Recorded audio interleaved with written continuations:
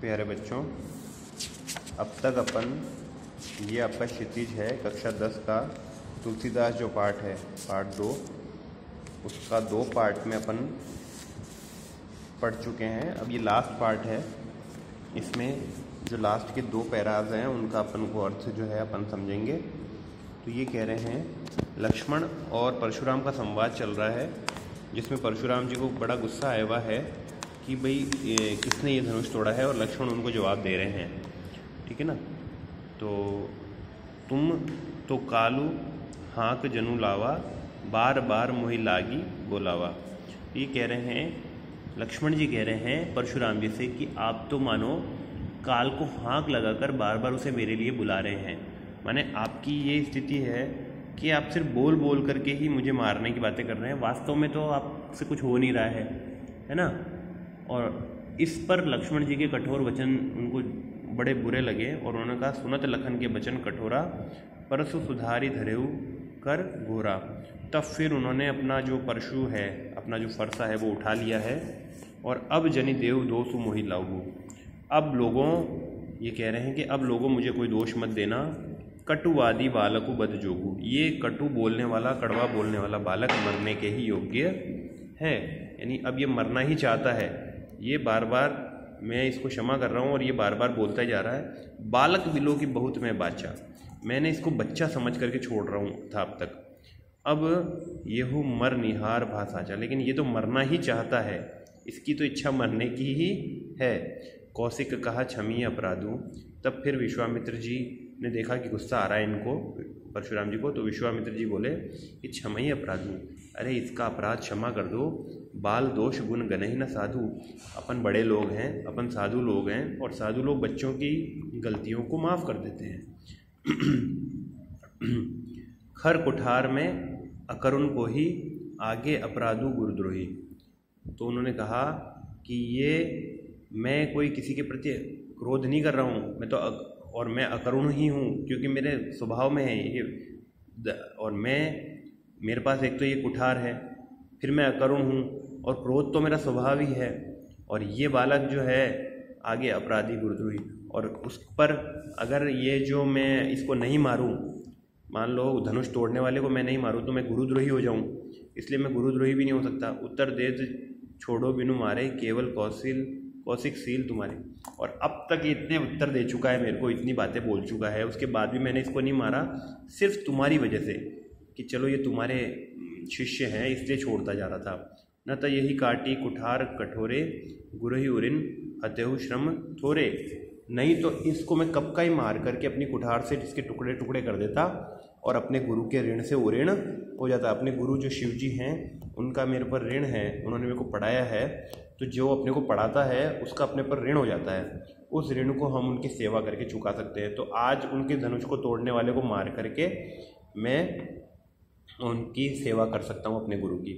गादि सुनु कह हृदय हसी, मुनिहु हरिये सूज, अयमय खांड न ऊखमय, अजहु न बूझ अबूझ। तो वो गादि सुनु जो थे, यानी जो विश्वामित्र ऋषि थे, वो हृदय में अपने हंसे, मन ही मन हंसने लगे, और मन ही मन सोचने लगे, मुनि हरियर सूज, मुनि को हरा ही हरा दिख रहा है। यानी अब तक क्या है, परशुराम जी को कोई हरा नहीं पाया था, तो ये कह रहे हैं हरा ही हरा दिखना, मतलब कि जो व्यक्ति हमेशा जीवन में प्रसन्न रहा है ना, तो कहते हैं इसको तो हरा ही हरा दिखता है भैया, है ना। जो व्यक्ति दुख उठाया हुआ है वही कुछ उस बात को समझ सकता है। तो इन्होंने कभी हार का स्वाद चखा नहीं है, और ये समझ नहीं रहे हैं कि अयमय खांड, कि ये जो खांड नहीं है कोई, ये शक्कर वैसी नहीं है ऊख वाली, ये गन्ने की शक्कर नहीं है। ये दिखने में बड़े कोमल है बच्चे दोनों, राम और लक्ष्मण, लेकिन ये लोहे के बने हुए हैं, अयमय लोहे के बने हुए हैं। अजहु न बूझ अबूझ, इनको अभी भी समझ नहीं रहे हैं कि ये कौन है, क्योंकि ये तो भगवान के अवतार हैं। और फिर उसके आगे बोले, कहु लखन मुनि सील तुम्हारा, को नहीं जानत विदित संसारा। फिर लक्ष्मण जी मीठे वचन बोलने लगे कि अरे मुनि, आपके जो शील को है, आपके प्रेम को कौन नहीं जानता है, संसार भर में आपका प्रेम प्रसिद्ध है ना। को नहीं जानत विदित संसारा, और मात पिता ही उरिन भय नीके, गुरु ऋण रहा सोच बड़ जी के। आप अपने माता और पिता के ऋण से तो कभी के उऋण हो चुके हैं, है ना, क्योंकि माता और पिता, जैसे पिता की हत्या करने वाले को भी आपने मार दिया, है ना। और माता के ऋण से भी ऐसे आप ऋण हो चुके हैं, तो गुरु ऋण रहा, अब आपका सिर्फ गुरु का ऋण ही बचा हुआ है ना। सो जनु हमरे ही माथे काढ़ा, तो अब हमको ही चुकाना पड़ेगा ना वो ऋण तो, क्योंकि भाई आपके गुरु का ऋण हम चुकाएंगे। अब जिन दिन चली गए ब्याज बढ़वाड़ा, और बहुत समय से आपका गुरु का ऋण है तो उसका ब्याज भी बहुत हो चुका होगा। अब आनिए बर व्यवहारिय बोली, हाय तुरंत देऊ मैं थैली खोली। तो ऐसा कीजिए, किसी अच्छे ब्याज की गणना करने वाले को, व्यवहारिक व्यक्ति को बुला लीजिए और आपका ब्याज भी जोड़ लीजिए, और तुरंत मैं जो है अपने थैली खोल करके वो सारा चुका दूं, क्योंकि आप कब से जो है मेरे को इतना सुना रहे हो।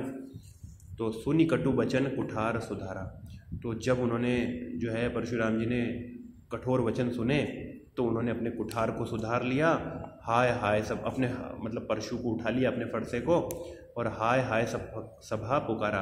तो वहाँ बैठे हुए सारे लोग हाय हाय चिल्लाने लगे, क्योंकि परशुराम जी का क्रोध प्रसिद्ध है और परशुराम जी अब लक्ष्मण को मारने ही वाले हैं। भृगुबर परशु दिखा वही मोही, विप्र विचारे बचो नृप दोही। तो वो कह रहे हैं कि सारी सभा जब हाय हाय करने लगी तो लक्ष्मण जी ने कहा कि हे भृगुश्रेष्ठ, आप मुझे फरसा दिखा रहे हैं, पर हे राजाओं के शत्रु, मैं ब्राह्मण समझकर बचा रहा हूँ अभी तक आपको। यानी आप तो मुझे फरसा दिखा रहे हो, लेकिन मैं आपको ब्राह्मण समझ करके छोड़ रहा हूँ। और मिले न कबहु सुबट रन गाड़े, द्विज देवता घरही के बाड़े। और हो सकता है कि आपको कभी कोई बलवान व्यक्ति मिला नहीं है शायद। ये ब्राह्मण देवता, आप घर में ही बड़े हैं, यानी अपनी गली में तो एक कहावत है ना कि अपने घर में तो सभी बड़ा होता है, अपने घर में तो कोई साधारण व्यक्ति भी बहुत ताकतवर हो जाता है, अपने मोहल्ले में तो हर व्यक्ति ताकतवर होता है। तो मुझे लगता है आपको कोई बड़ा व्यक्ति मिला नहीं है अच्छा लड़ने वाला, इसलिए आप अपने घर के ही बड़े वीर हैं। अनुचित कही सबू लोग पुकारे, रघुपति सैन ही लखनऊ निवारे। तब फिर लोग चिल्लाने लगे कि ये बातें जो लक्ष्मण कह रहा है, ये लक्ष्मण की बातें गलत है। तब फिर भगवान राम ने लक्ष्मण को इशारा किया कि तुम चुप हो जाओ। और लखन उतरी आहुति सरिसा, भृगुबर कोप रसानु, बढ़त देख जल सम बचन, बोले रघुबिन। तो अब लक्ष्मण तो किसके समान हो गए हैं? आहुति के समान वचन बोलने वाले हो गए हैं। और सरिस भृगुबर कोपु कृसानु, और भृगुवर का जो क्रोप है वो अग्नि के समान है, और लक्ष्मण उसके में अंदर जो अग्नि के अंदर अपन आहुति देते हैं उसके समान हो गए हैं। ऐसा देख करके भगवान राम जल के समान, जो भगवान सूर्य के पुत्र हैं, जो सूर्य वंश के मणि हैं, वो भगवान जो है जल के समान मीठे वचन बोले, यानी एकदम ठंडे वचन बोले। अब भगवान राम ने यहाँ से बात को संभालेंगे कि भाई क्या है या ये गलती हो गई है। तो ये पूरा पाठ इस तरह से पूरा हुआ। इसके प्रश्नोत्तर जो है आपको मैंने करवा दिए थे। ये सारे प्रश्नोत्तर जो आपको करवाए गए हैं कॉपी में, प्लस इसका अर्थ अगर दिया है तो वो आपको अपनी कॉपी में करना चाहिए। ये लेसन आपका कंप्लीट हो गया है। रिवीजन में पहले भी पढ़ाया गया था। आप लोग अपना वर्क ज़रूर अब कंप्लीट कर लें, है ना। सभी विषयों में आप अपना वर्क कंप्लीट कर लें। और किताबें अब बाज़ार में आ चुकी हैं, किसी भी शॉप से आप जा कर के CBSE की किताबें ले सकते हैं। CBSE की किताबें ही आपके RBSE में लागू हो गई हैं। तो आज की वीडियो में इतना ही। थैंक यू बेटा।